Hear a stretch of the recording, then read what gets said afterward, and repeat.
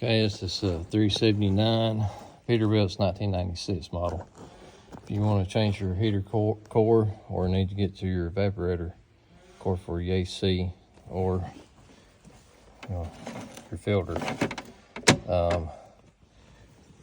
it's located on the passenger side of the truck. Basically, I had this panel. See if I can hold it up here. Had this panel up here like so. You just take the necessary bolts out that you have. This is a aftermarket panel to make it look fancy. And you just take that out. And there you go. You're exposed. This is your evaporator core. You can tell by this copper tubing. And then this is your heater core. And all I did is take it out. Mine was stopped up. It wouldn't blow heat. Come out to the firewall, raise the hood up.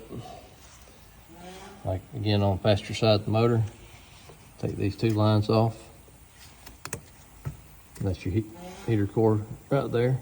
Slide it out. Same way with your evaporator core. Put foam up in there, kind of messy. I need to redo it. Anyhow, you just take your lines off, fish it out, clean it, blow the fence off if it's not blowing.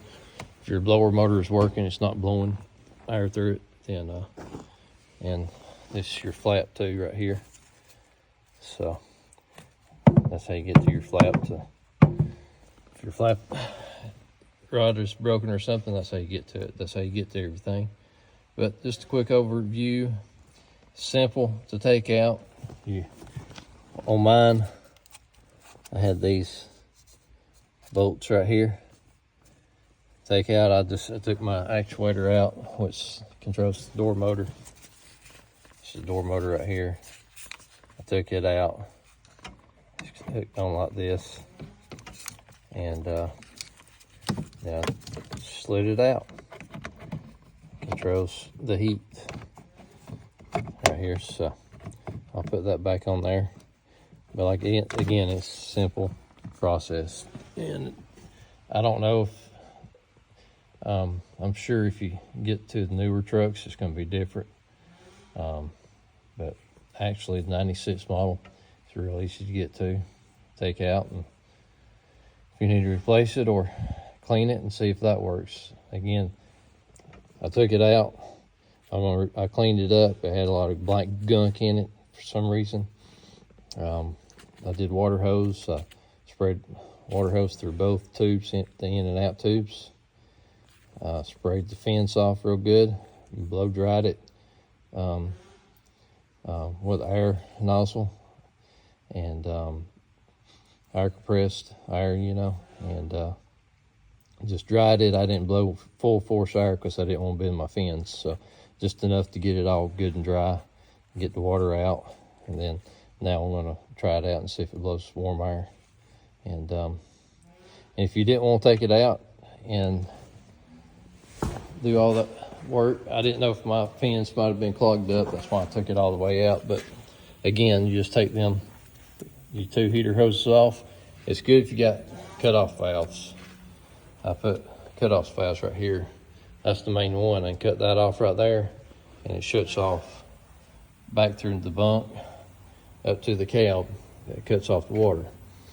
But anyhow, so if you got cutoff valves, that's helps you not lose all your coolant. But anyhow, you take them two hoses off, blow water through the in and you're out until you kind of see a good flow of water coming out. And if you can't get a good flow of water coming out, then you might need a new heater core. But my heat wasn't blowing, it just blew cold.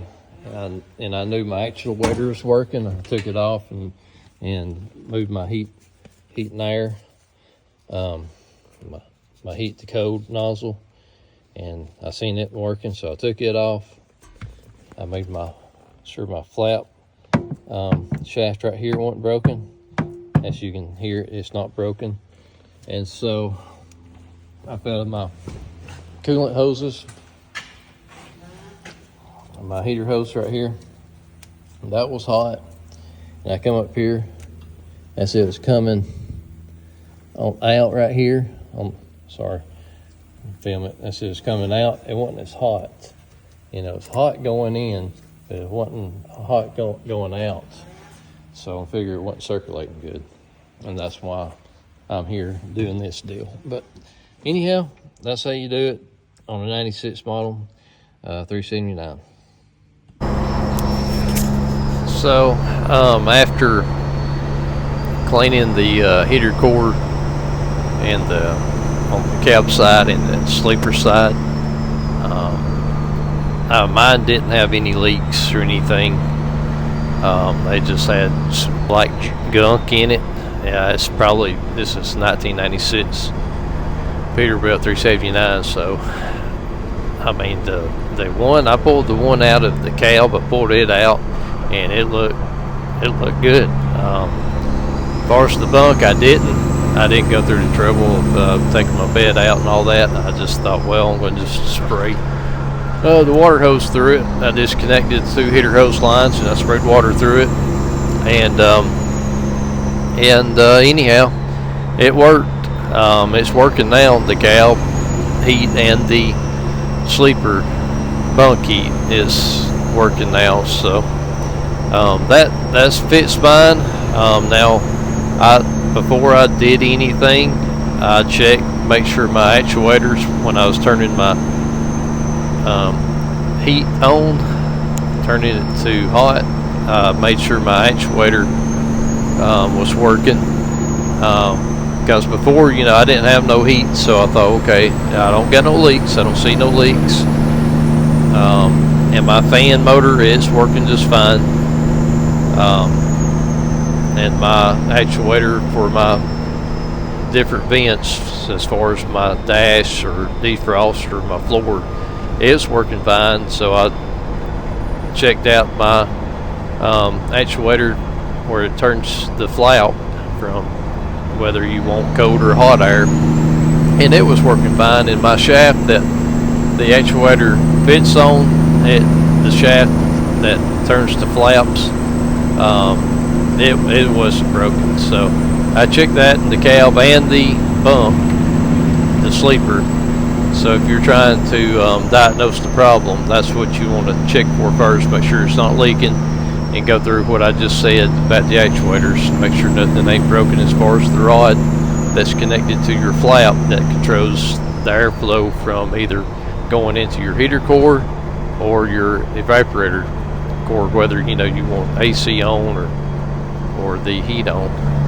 And as long as all that's good and working fine, then you want to, it's probably your heater core stopped up.